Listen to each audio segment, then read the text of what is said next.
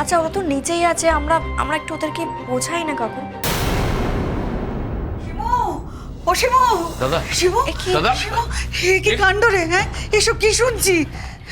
আমি তুমি কেন বলো তো এই বাবাটা নিয়ে আবার চলে এলে? আরে আমার মুখে সব কথা শুনে আমি কি স্থির থাকতে পারি? হ্যাঁ, এত বড় একটা বাড়িতে বিপদ, এত টাকা, আরে এত টাকা কোথা থেকে দিবি, কি বলবি? হ্যাঁ, একদম টেনশন করো না, তুমি একটু রিল্যাক্স করো। আমি একটা উপায় ভেবেছি।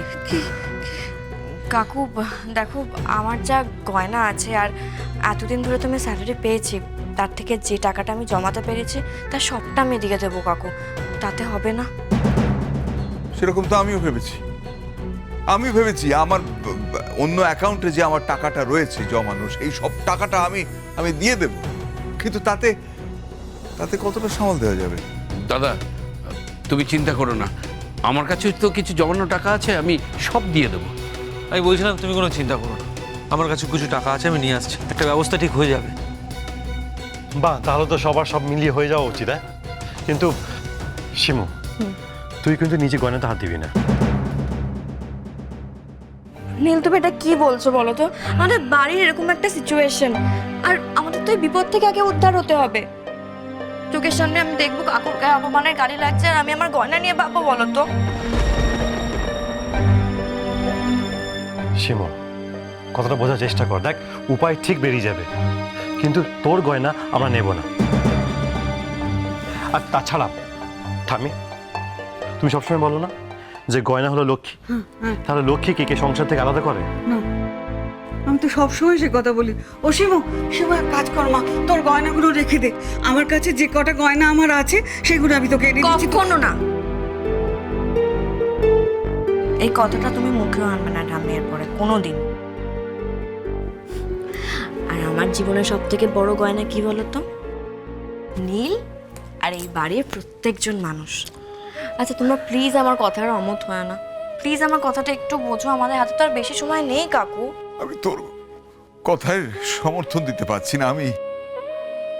আমি অমত করছি মা, আমি অমত করছি তোকে। আমি এই একমাত্র একটি জায়গায় তোকে অমত করছি, আমি পারবো না। আমি আজ বৌমার গয়না বেচে আমার ধার শোধ করতে পারবো না। দেখো কাকু, এখন কিন্তু ইমোশনাল হওয়ার সময় নয়, আমাদেরকে প্র্যাকটিক্যালি প্রবলেমটাকে সলভ করতে হবে। বাস্তবটা ফেস করতে হবে, আবেগ দিয়ে হবে না। আর তাই বলছি যে তোমরা যেটা ভাবছো সবাই সবার যথা সর্বস্ব দিয়ে এই সমস্যার মোকাবিলা করবে, সেটাও সম্ভব হবে না। কারণ ভুলে যেও না যে কর্মচারীরা আজ এসে বিদ্রোহ জানাচ্ছে তারাই সবটা। তাদের যে অনেক বড় অংশ পড়ে আছে আমাদের কোম্পানিতেই আছে, তারা হয়তো আসেনি, তারাও 2 মাসের মাইনে পায়নি। তাছাড়া বিভিন্ন শহরতলিতে আমাদের যেসব ব্রাঞ্চ আছে সেখানে তারা এখনো মুখ খোলেনি। আমি জানি না যে তারাও 2 মাসের মাইনে সত্যি পেয়েছে কিনা, আই এম নট শিওর। কিন্তু তারা হয়তো আমাদের গুডউইলের কথা ভেবে, আমাদের সুনামের কথা ভেবে এখনো দাঁতে দাঁত বন্ধ করে লড়াই করে যাচ্ছে। এই টোটাল যে বিরাট একটা টাকার অঙ্ক, এই এতগুলো মানুষের পাওনা গন্ডা তাদের মিটিয়ে দিতে গেলে যে টাকাটা লাগবে সেটা এভাবে হবে না। দাদা, কেন টেনশন করছো? দেখো সব ঠিক হয়ে যাবে। তুই এতদিন ব্যবসা থেকে এরকম বোকার মতো কথা বলছিস কি করে নর? কাল থেকে তোকে ফ্যাক্টরিগুলোকে চালু রাখতে হবে না? তার মেনটেনেন্স আছে না? সেই টাকাটা যদি যোগান দিতে না পারি তাহলে ফ্যাক্টরিটা বন্ধ হয়ে যাবে না, কাজটা চলবে না। কি করে তাকে চালু করতে হবে? আর ফ্যাক্টরি চালু রাখতে গেলে তাহলে তোমাকে সেই খরচটা, সেই যোগানটা দিয়ে যেতে হবে। সে টাকাটা পাবি কোথায়? হ্যাঁ কাকু, তুমি তো একদম ঠিক কথা বলছো। মানে আমাদের কোম্পানির যে অন্য ব্রাঞ্চগুলো আছে সেখানে তো রোজ খরচা আছে, মানে সেগুলো তো সরিয়ে রাখতে হবে। তাহলে কি করা যায় কাকু? শিবু, শিবু তুই ভাব, তুই ভেবে একটা কিছু বার করতে পারবি আমি জানি। তুই ভাব মা, ভাব। আমি একটা কথা, মানে একটা আইডিয়া আমার মনে হচ্ছে, আমরা যদি কোম্পানির ডিস্ট্রিবিউটরদের সঙ্গে কি একবার কথা বলি, মানে যারা আমাদের কোম্পানি থেকে চানাচুর কিনে সেগুলো বাজারে বিক্রি করে তাদের সঙ্গে যদি আমরা একবার কথা বলি। আচ্ছা, তাদের আগের মাসের টাকা কি আমাদের অ্যাকাউন্টে ঢুকে গেছে কাকু? আসেনি, ওটা ওই মাসের ওই 2, 3 কি 4 তারিখে আসে। তাহলে তো ভালোই হলো। আচ্ছা কাকু, আমরা যদি ওদের কাছে গিয়ে রিকোয়েস্ট করি যে ধরো মানে নীল, আমি কি বলছি বলো তো, আগের মাসের টাকাটা তো আমরা পাবোই, আর এই মাসে যে প্রোডাক্টগুলো আমাদের কাছ থেকে ওরা কিনবে তার টাকাটা যদি আমরা অ্যাডভান্স ওদের কাছ থেকে চেয়ে নিই, মানে আমরা যদি রিকোয়েস্ট করি তাহলে ওরা শুনবে না? Good idea, in fact very good idea. কিন্তু আমি একটা কথাই ভাবছি যে এই মাসে অ্যাডভান্স টাকাটা দিতে ওরা রাজি হবে? কেন রাজি হবে না কাকু, তুমি একটু বলো না। মানে দেখো, এত বছর ধরে তো ওরা আমাদের সঙ্গে কাজ করছে, আর লক্ষ্মী গণেশ চানাচুরের তো নাম আছে মার্কেটে। কোম্পানিতে এরকম ক্রাইসিস তো এর আগে কোনোদিনও হয়নি। আমরা যদি রিকোয়েস্ট করি ওরা শুনবে না কাকু? হ্যাঁ বাবা।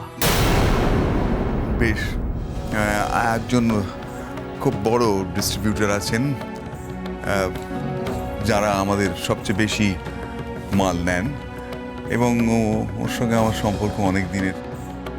ওদের কাছে গিয়ে বলা যেতেই পারে। বেশ, তো তাহলে আগে গিয়ে আমরা কথা বলি। যদি ওরা রাজি হয়ে যায় তাহলে তার থেকে ভালো কিছু তার হতেই পারে না, আমাদের তো সমস্যাটাই মিটে যাবে। আর যদি বাই চান্স ওরা রাজি না হয় তাহলে অন্য উপায় ভাবতে হবে। যাই হোক আর তাই হোক, আমাকে কিন্তু 24 ঘন্টার মধ্যে ওদের টাকাটা দিতেই হবে কাকু। জানতাম, আমি জানতাম আমাদের বাড়িতে স্বয়ং মা লক্ষ্মী আছে, সব বিপদ থেকে উদ্ধার করবে।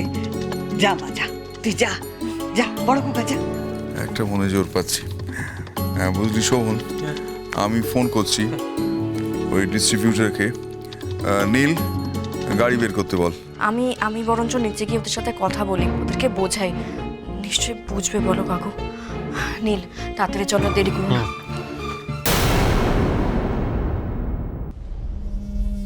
মম, কিছু চিন্তা করো না, সব ঠিক হয়ে যাবে। নো নো মাই বেবি, কি করে সব কিছু ঠিক হয়ে যাবে বলো তো? দেখছো তো সবাই চানাচুর বুড়োকে কত খারাপ খারাপ কথা বলছে, কত খারাপ খারাপ কথা বলছে। আমাকেও তো বলছে সবাই। এই তো তুমি আবার আমাকে বললে যে সব আমার দোষ, সব আমার দোষ। মাই বেবি, আমার ভুলেই সব কিছু হয়ে গেল, তাই না?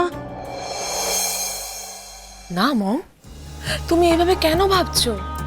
আর তাছাড়া দেখো, তুমি তো এই সদ্য সদ্য ব্যবসাটা দেখাশোনা করতে শুরু করেছো, বুঝতে পারোনি তাই একটা ভুল হয়ে গেছে, সেটা তো হতেই পারে।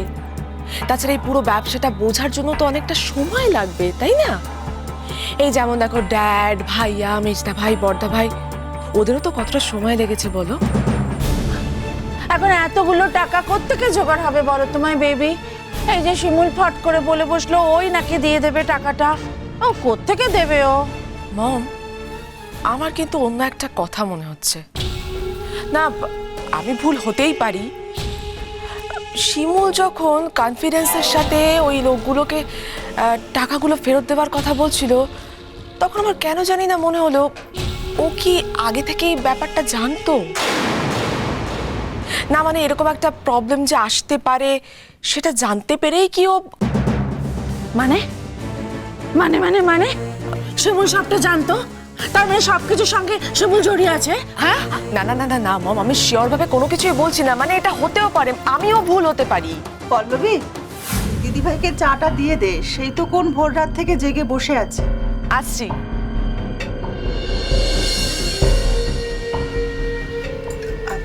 বলছি যে তুই যে এতগুলো টাকা বাড়িতে আমার ঘরে রাখতে বলেছিস, সেটা আবার জানাজানি হয়ে যাবে না তো? অত সহজ নাকি? আমি একেবারে আট ঘাট পেতে নেমেছি। তোমাকে সব কথা আমি পরে বলছি, তুমি এখন যাও।